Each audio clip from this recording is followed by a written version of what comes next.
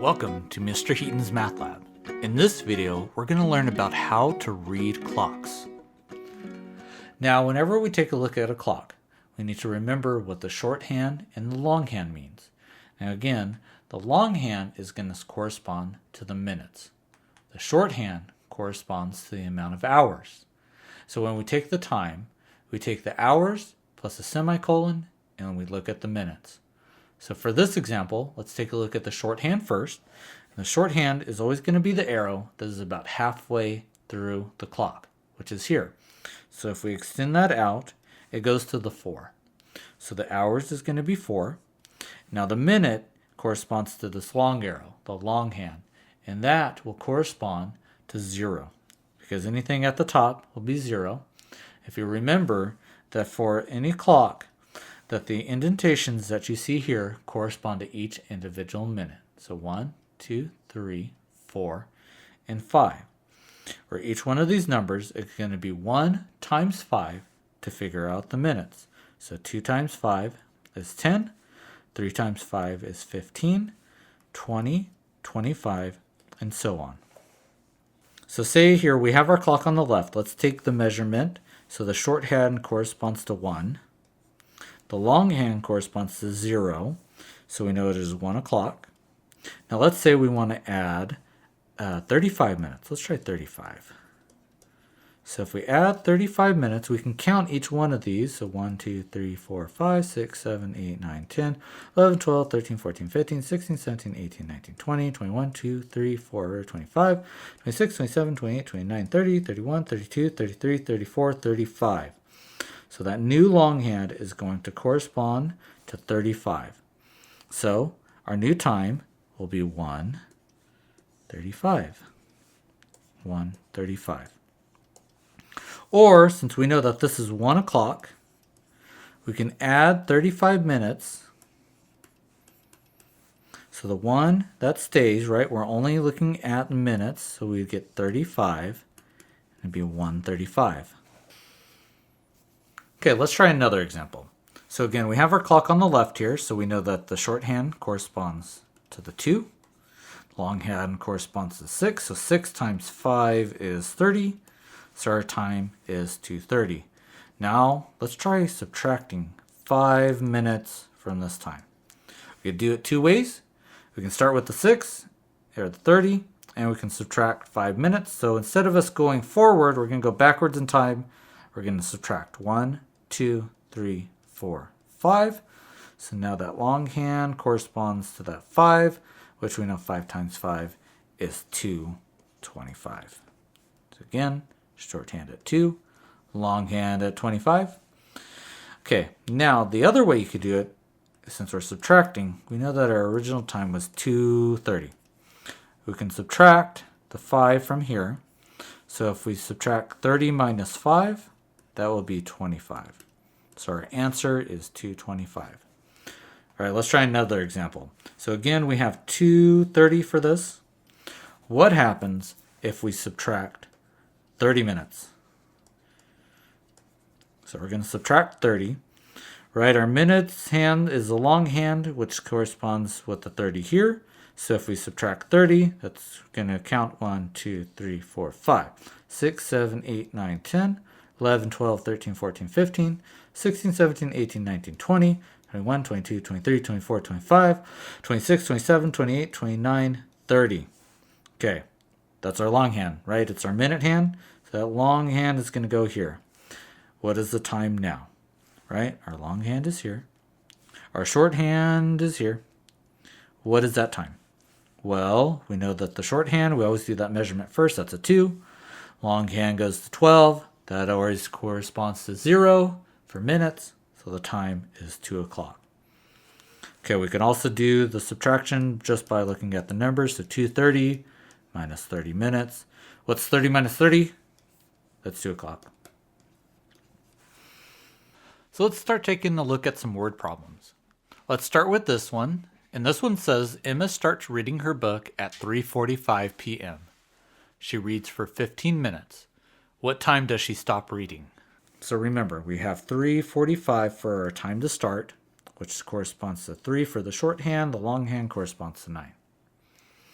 Okay, so if we add 15 minutes, right, we start at 45, we're going to add 1, 2, 3, 4, 5, 6, 7, 8, 9, 10, 11, 12, 13, 14, 15. Okay, so now our new longhand starts at 12. But there is something that happens that every time the longhand gets to 12. And if you guys know, once it gets to 12, we start a new hour. So our time is going to be 12 and a 4, which corresponds to 4 o'clock. Okay, so let's take a look at it another way. So say we have 3:45, right? And we're going to add 15 minutes to it. Well, 5 plus 5 is 0. And we have a 1, so 1, 4, 1. That's going to be 6. So our time is 3:60. Okay, so let's erase this real quick. So our time is going to be 3:60, right? Well, we already have a 3. And we've gone all the way past 12. Well, remember that this is 3 o'clock. So, and remember, if we have 5, 10, 15, 20, say 50, 55, and 60. Remember, it's also 0. Well, that's because there's only 60 minutes in an hour. So once we go past 60, or we go exactly 60, we now have added a new hour. So this is the same thing as 4 o'clock. So let's try explaining that one more time. So if we have 3 o'clock, say we are at 3:59, once we hit that 12, we are now adding an extra hour. So we went from 59 for minutes, 59, and then we went to 60. Once we hit 60, we restart. So every time you get to another 60, so say we're now at 4 o'clock, we go boom, boom, boom, boom, boom. The one hand goes back to the 9. Once it hits this again, we go to the next hour. So every time we get to a new 60, we have to add 1 to the hour mark. So this is going to be 4 o'clock. Okay, what if Emma reads her book now for 25 minutes? So remember, we have the 3 here. We have the long digit points to the 9, because that is 3:45. We are adding 25 minutes. So we go 1, 2, 3, 4, 5, 6, 7, 8, 9, 10, 11, 12, 13, 14, 15, 16, 17, 18, 19, 20, 21, 22, 23, 24, 25. So our new longhand is going to be here. Now remember, since we have now passed that 12, we have to add an extra hour. So we're going to have 4, and the longhand goes to the 2 there. So that's going to correspond to 4:10. Okay, let's try another example. Now this one's a little bit different. This one says that John began his math homework at 2:30 and he finished at 3:05. How many minutes did he spend to complete his homework? Well, if John started at 2:30 and he finished at 3:05, how many minutes did it take for him to start here, right? Because that's where he started here, and he finished here.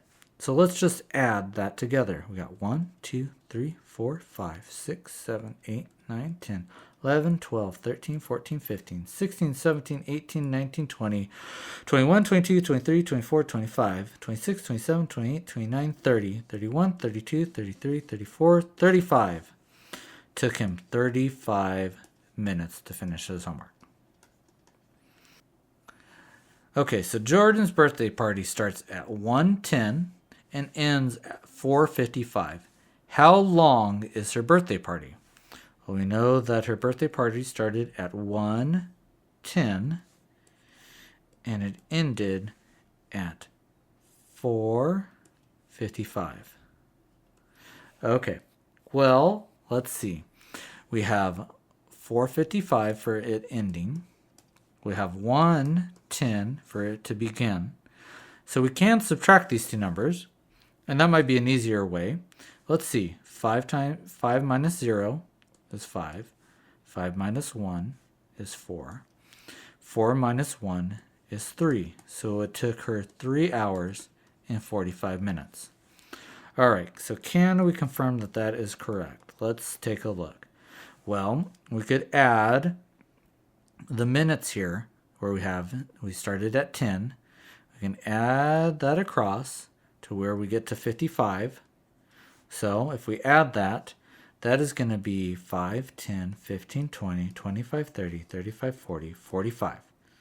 So we added that. Now we added the minutes. Now we can also add the hours. So we know we went 1 hour, so 2 hours, 3 hours, 4 hours. So that's 1, 2, 3. So that corresponds to 3 hours and 45 minutes. Okay, so this one we have Brianna starts her homework at 3:45 p.m. and she finishes it at 4:47 p.m. How long did she spend on her homework? Well, we have 3:45. We have 4:47. So if we put this on our clocks, it's going to correspond to 3:45. And we got 4:47, which is right here. Okay, so let's see. How long did it take her to do this? Well, we know that we went 1 hour, right? We went from 3 to 4, so that's 1 hour time, right? 1 hour time. So it's 1 hour. And let's see, how far did the clock move from 45 to 47? Well, it moved 2 spots, so it's 1 hour and 2 minutes. Now we can also do this by subtracting the 2 times. So we can subtract 4:47 minus 3:45, and we get 7 minus 5 would be 2. 4 minus 4 is 0. 4 minus 3 is 1. And again, that is 1 hour and 2 minutes. If you're looking to take your math skills to the next level, check out Mr. Heaton's Math Lab. We offer a range of resources to help you succeed, from free workbooks and Common Core assessments to focused mini courses and comprehensive curriculum courses. Head over to www.mrheatonsmathlab.com to get started today.